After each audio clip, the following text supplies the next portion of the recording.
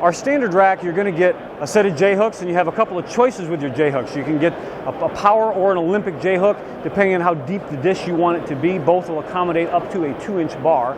We have a little trigger mechanism to lift and release, and you can see that right here.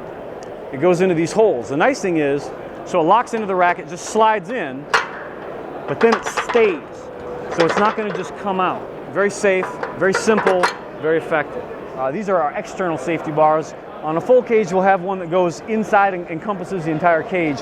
But the great thing about these, again, is this lock and load feature. They're not just going to come up out. There's a pop pin we pull, and we lift and remove it. It goes in real easy too, but the main thing is it locks in place, and that's safe.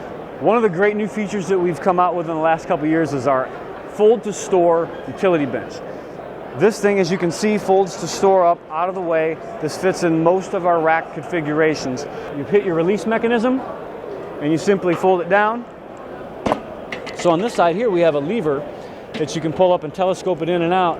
What that allows you to do, of course, is modify the distance here for shorter and taller athletes so guys can train together very seamlessly. And then, of course, to fold it up and store it is quite simple.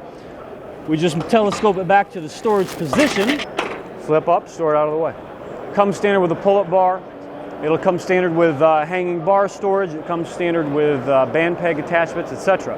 You can get a bevy of attachments for it that keep things very fresh and exciting. But we also offer high levels of customization. Basically, if you can imagine it, and if it's within the laws of physics, we can make it happen for you. All right, so that includes all kinds of logoing and brandings. We can design something that fits not only the room, and I'm talking working with the architects to design things around pillars or posts or whatever, and make the room incredibly functional, specifically for what that coach wants to do with his teams or team, whatever the case may be.